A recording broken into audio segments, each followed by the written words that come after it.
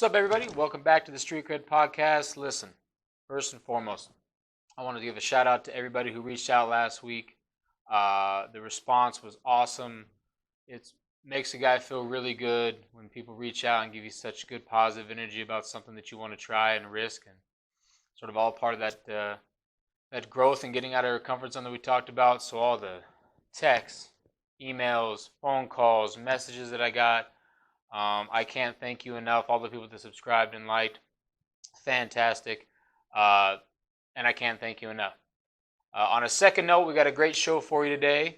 We got Ben Jolliffe, 7th grade communications teacher, and Mr. Lambert, who is our school curriculum coach and a former teacher here. Talk about some good stuff, get a little serious with what we each think is growth mindset. And then we get into some fun stuff, things like what's your favorite Thanksgiving food? We take some questions from the kids and just sort of have a conversation. Pretty loose, pretty formal right now. The other thing is listen, funny story about Jolliffe. Told Jolliffe for 11 weeks that I was going to do this. He wanted no part of it. The first one comes out and he dug it, but he wants to make it this big sort of production. So we're in here, got the green screen rocking, and just see how it goes. Maybe try something new. I said low budget, which it still is, but we are going to give max effort. So here it is, me and my Simle homies, Mr. Lambert, Mr. Jolliffe, on this episode of Street Cred Podcast. You are now about to witness the strength of street knowledge.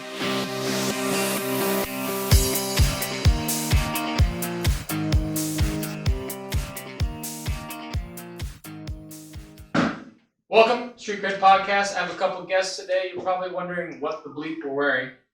It's Throwback Thursday. We are wearing our Letterman jacket. Show it off, boys. Jolliffe, what is your Letterman jacket? I got the 2013 Bismarck High Letterman, no patches. Huh. Thomas Downey High, class of 01, not a ton of patches. Lambert? Central Catholic High School, Modesto, California, class of 2000. Just giving you the resume. All right, today on the podcast with our cool guest, we are going to talk about growth mindset and what it means to us. To me, growth mindset means get out of your comfort zone, right? Go try new things, learn new things, and the ability to fail. What do you guys think? Yeah, I think that's a big topic with especially middle school kids. This is the age of where you are going to show the most growth, mentally, physically, and all of the above. So, growth mindset is something that we'll probably cover multiple times throughout a school year. So it's great to talk about it. All right. And as you start to discover who you are through this challenge of maturing, it also teaches us how do we deal with adversity with your real world problems as they apply to you. So how do you attack those situations you're in and what strategies you have? That's our job as educators, to give you that skill set. Let's talk professionally. Like, for yourself, what's the biggest growth mindset piece you've had as an educator? Like, what have you changed even in your short time as an educator? Yeah, so I guess my perspective is probably going to be a little bit different than these guys, considering rather a young teacher. But what I've kind of learned in kind of a few short years is that you can really have an impact in what you can do with different students and the different personalities that each student has, and helping them grow and helping them understand where do they fit in and how does their mindset really applicable to your own personality and kind of making the change there. Landon? I think I've grown professionally and individually, being able to discover the right way to answer questions and ask questions. So I have grown in a way where I don't have to have the answers, and that's okay. I always don't have to say something, but be willing to participate in those conversations and truly grow and get something out of every conversation or everything that you've done. Also, valuing each other and respecting other people's differences, and understand that we're all different. We all have something to offer this world. Just like I said, answering those questions and asking those questions so that we can truly build and learn off of each other's experiences. Yeah, I think I ask more questions now at 36 than I ever asked in my 20s, right? I mean, even today, Lambert and I talking about different ways to administer tests or how, what can we do best for kids in this avenue. I've talked Jolliffe ear off for a week to try to teach him how to use WeVideo. Just sort of asking questions on how to do things and being okay with, not knowing the answer. So, challenge to you kids who are watching this, anybody who's watching this, go out, find something that makes you uncomfortable, learn about it, ask questions, kind of sort of jump in the deep end. I mean, we're sitting here once again with just us buddies and trying to figure it out. So do yourself a favor this week, challenge yourself, go out there, growth mindset, have some fun. Yeah, I think that's really big. It's a lot of kids, they're having trouble in middle school fitting in, finding that spot, and a lot of kids come to me. People don't like what I like, and I don't have any friends because my interests are different. And I really, like we talked about, is a really challenge to find somebody that has interests as you do, because there are out there. There are people that have the same interests as you do. You just got to find them. Just to close that, I think if we can ask ourselves, is this the man you want to be? Is this the woman you want to be? Is this the human being you want to be? If you can answer yes, then you're on the right track as you go through this transition from a young adult to a mature adult. Yeah, go do cool stuff and things. Mailbox coming up next.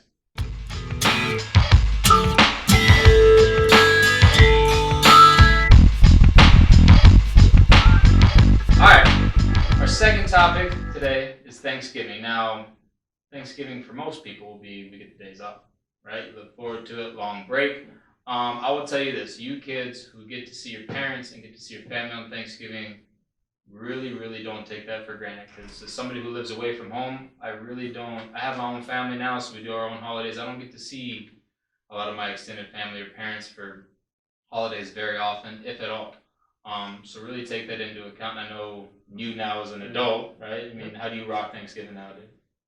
I think the more you kind of get older, the more you kind of realize Thanksgiving's more about, like, obviously family's a big part of it, but you appreciate the things you do have. And some people that's family, and some people that's just an opportunity to be in a great state of North Dakota where you don't have to worry about some of the things that other people do. So it's more so for me as I grow older of what am I glad to have. And I really think everybody out there, there's really always something you can find that you're thankful for, that you have that maybe some others don't have the opportunity for. Did you have to throw out like the great state of North Dakota? Like, It is a great state. We're from California. It's a lot better than California.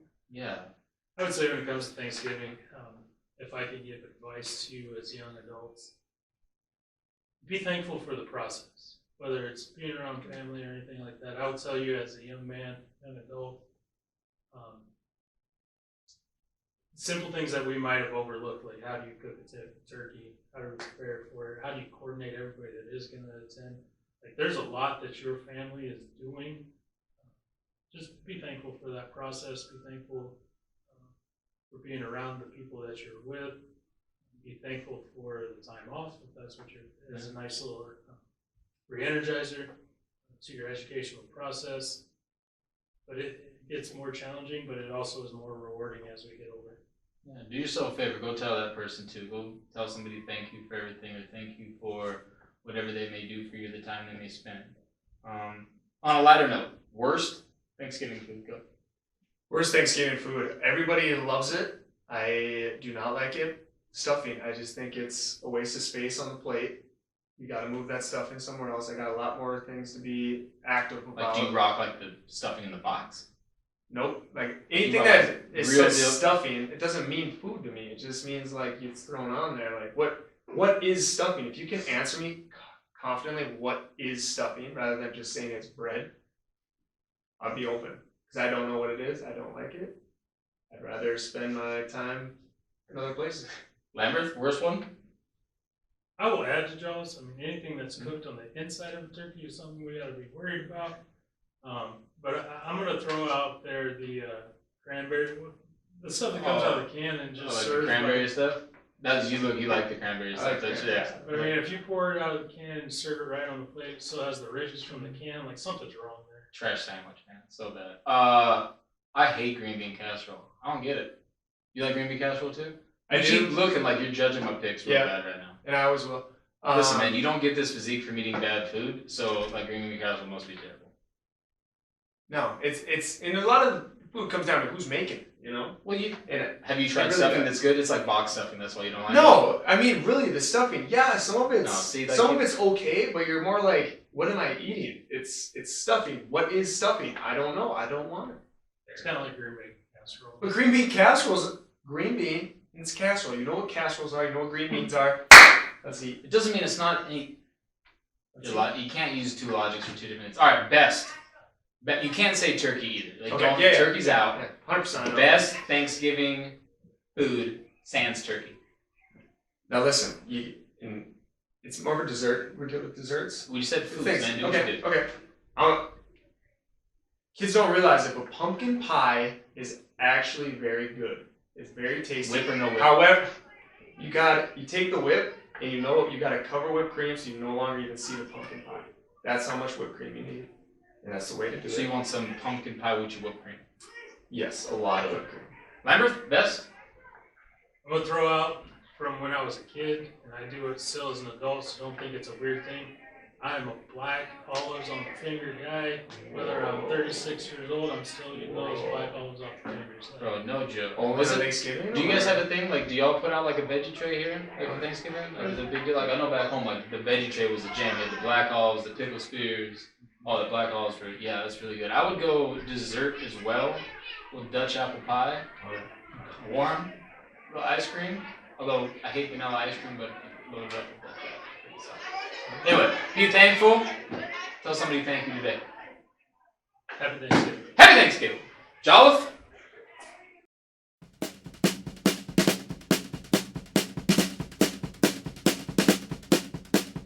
Mailbox, red box we have in the health room. It's our box of questions. So kids, the more questions you put in here, the more questions we can ask. Hey, Jolliffe, you want to start? All right. This one's to Mr. Streeter. Oh. And Mr. Lambert. Why are you better than Jolliffe? Yes. That's the question. My question is yes. Name it. Name athletically. Last time we played basketball. Drippage. Wet. Jumper. Me. In his face. So Lambert, are you better than me? I will kind of second that it's quite vivid that you have been beat on a Little Tykes basketball hoop. Yeah. I'm pretty sure there's plenty of witnesses of that. I think Mr. Jolliffe is growing professionally as a young adult, so I think he's got more growing pains why it could be perceived that way. But we don't really carry ourselves that way, so if that perception is out there, Yeah. just know that that's not true. We all support each other as young men. You guys mind if I answer this one on the flip side? Why are you better than us? Yep. No, we can't. No, sorry, that's not the question in the box. Please follow the rules, Mr. Jolliffe. Question. Here it is. The question I was laughing about this morning. For everybody, if you were in a zombie apocalypse, out of all of the teachers or staff at Simle, who would you pick to try to survive? You can only pick one. Can I pick one? Woo! Tell you who I'm not taking. I'm not taking Mr. Mormon. He's too tall. Can't fit into small spaces, which you're really going to need in zombie apocalypse. You're going to want somebody who's very hands-on, maneuverable, and can really, hold their own when they're put into a corner. So I'm going to take Obi. I want to take Obi for a while. I don't know who I'm taking on that one. Really, I think it comes down to you're going to look at your phy ed teachers. Not these two, but probably it's going to be Mr. Westy who I'm probably going to take. Agile, smarts.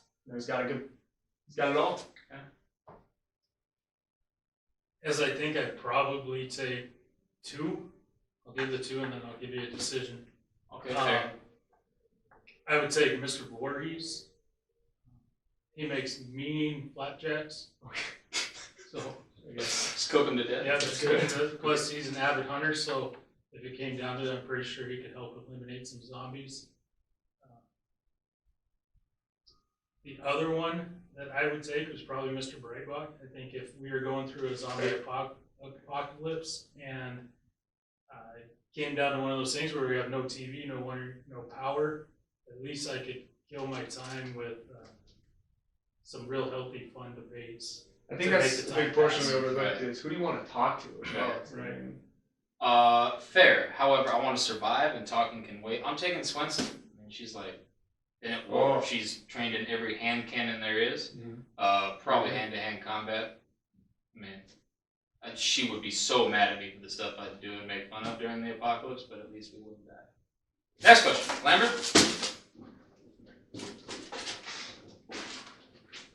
All right, this question. Why did you choose to become a communication teacher? I'll set beyond you, I guess. Why'd you choose to teach communications? Or did communications... I think it's a little bit of both. I think communications found me. I consider myself somebody who always has something to say, Renaissance man. and I will say it. No, you won't. And I think communications is a good fit for me, so I'll say, yeah, communications found me as well. Fits my personality very well. Next question, John, because we can't answer. You teach cool subject. All right. What is your favorite sport and why? Baseball. I coach it. It's great. I would say football, solely based off of how much time goes into it. That's not any disrespect to any other sport, but when you're physically trying to move a person an opposite direction that they want to go, that takes a lot of pride and humility. As an offensive line coach, you're working with athletes that try to find a purpose on the team when they never either touch the ball or let alone see it. And their role is to protect another human being through athletics. That's so rewarding. Low key, his 1B though. What's your 1B? It's big baseball. It is Yeah, that's baseball. right. I'm a baseball guy. Go ahead, tell us how great track is. I'm actually gonna go. That was pretty deep, but I'm gonna go a little different route. Okay. And hear me out. I'm gonna go the China's international sport of ping pong as the best kind of sport that I like to enjoy, because I think ping pong has everything you're looking for in a sport. It's not all about athleticism. Sometimes it's about your ability to see growth and get better. And I think there's no sport out there better than if you practice it, you'll get better and better on it than ping pong. And it's a lifetime activity. Lifetime. However, I think he was probably like the 5th best ping pong player. It's At least third at this least. conversation. Yeah, he for sure he's not even top 2 in this conversation. What are the other teachers like? We have a sweet staff here at Simle. I like working with all these people. I'm not going to name anybody individually, but this is a pretty sweet staff. I think kids don't realize how special the people who work here are. I think it gets often overlooked. Even if we start at the top, we have an administration here that is willing to allow our staff to go out and try new things in a safe environment. Even if we come short on some of our goals, we're still supported to keep trying new things. When I look at our staff is dedicated to our students and building relationships, whether that's standing outside the door and greeting people or attending choir concerts. If you watch them interact in the hallways, we are demonstrating positive interactions between adults, hoping that students pick it up, and for the majority, that's healthy for our kids to see how adults interact with each other, and our school is second to none in that regard.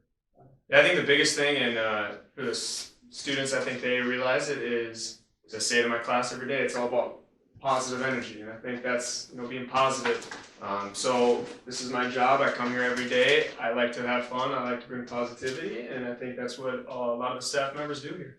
Okay, let's roll through these so we can get through them in a timely manner. Question for Jollop. Oh, this is already. Why do you think you're better than Jollop? Covered that. Do you like Star Wars or Marvel more? Star Wars. George Lucas, Modesto. Lambert says something else he's wrong. Jollop? Marvel, for sure. I mean, your characters they're superpowers. Star Wars is living in fantasy land. It's The Force. Jump on Disney Plus. The Mandalorian is the Worth next step. It is a good show. It's worth it. We're gonna make this one last. Come to that one last. Jollop, don't peek. This one's last? Don't peek. It's last.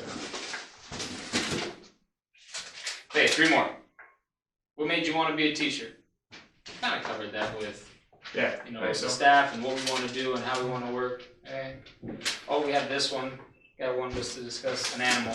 No, we're not. We got better things to do with our time. One more. What can you do to make yourself less boring? Give examples. I don't know. Is that a shot on us? Are we? Well, I mean, if you look at the Letterman jackets, no patches, you probably see who the boring one is.